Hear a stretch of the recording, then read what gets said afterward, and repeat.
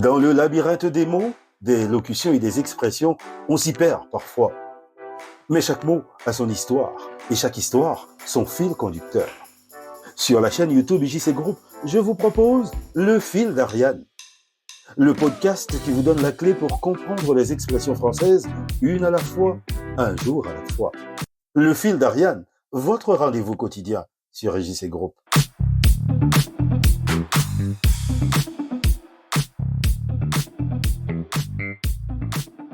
Bonjour à tous, je m'appelle Israël Jacques Cantave. Bienvenue dans ce nouveau numéro dédié aux mots, aux locutions et aux expressions.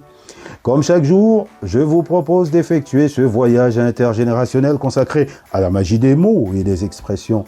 Une machine à remonter le temps pour comprendre l'histoire et la mythologie et placer dans leur contexte les plus belles phrases exprimées par les esprits anciens, mais qui permettent de raconter des histoires contemporaines. Voici, mesdames et messieurs, le fil d'Ariane. Le fil d'Ariane, du lundi au vendredi sur la chaîne YouTube de IJC Group. Aujourd'hui, les amis, j'ai besoin de compagnons d'armes. J'ai besoin d'hommes et de femmes déterminés qui n'ont pas foi aux yeux parce que je vais prendre d'assaut le palais. Je vais faire un coup d'État. Je vais prendre le timon des affaires. Je vous entends murmurer chez vous en disant « Il est devenu fou, Jackie. Le pouvoir lui monte à la tête. Comment ça?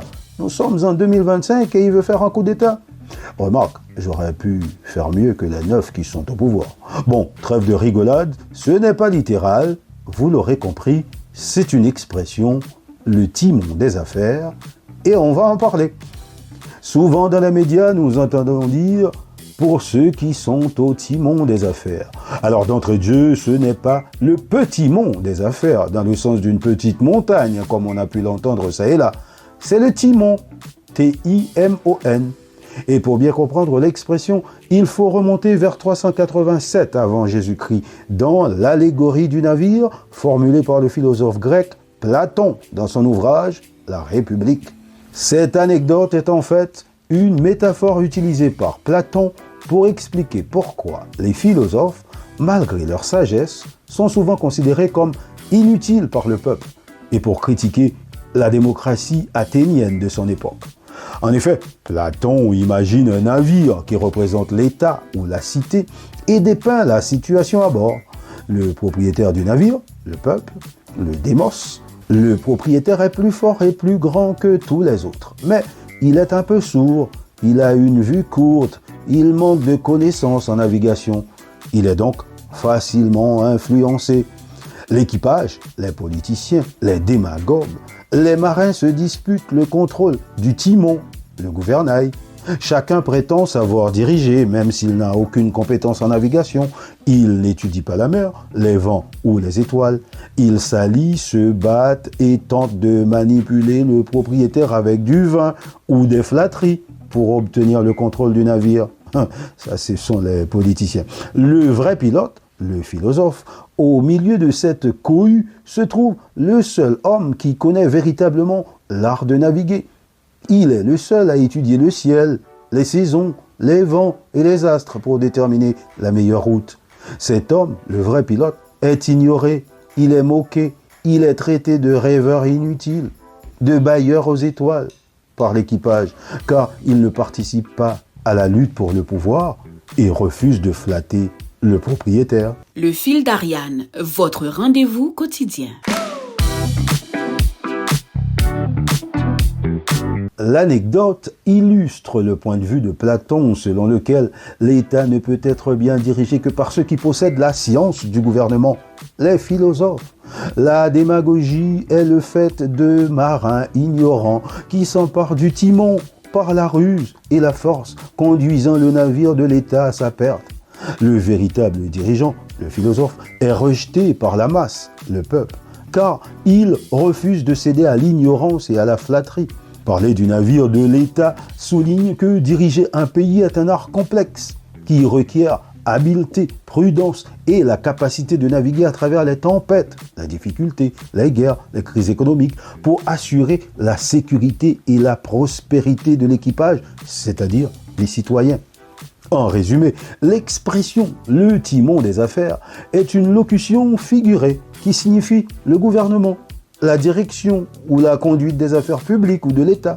Dire que quelqu'un tient le timon des affaires signifie qu'il est en charge de la direction politique, administrative ou stratégique d'un pays, d'une organisation ou même d'une grande entreprise.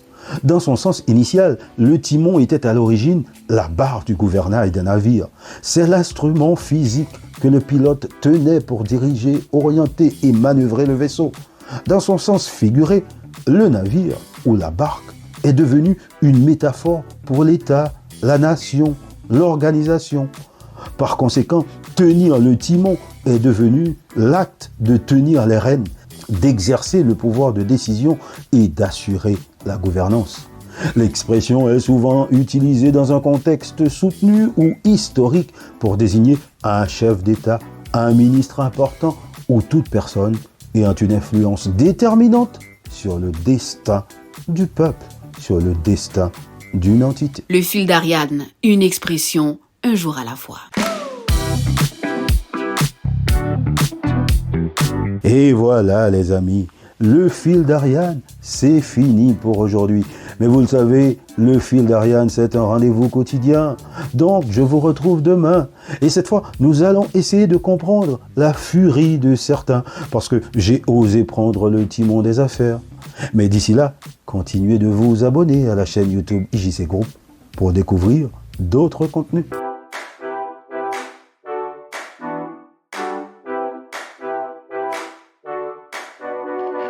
Dans le labyrinthe des mots, des locutions et des expressions, on s'y perd parfois.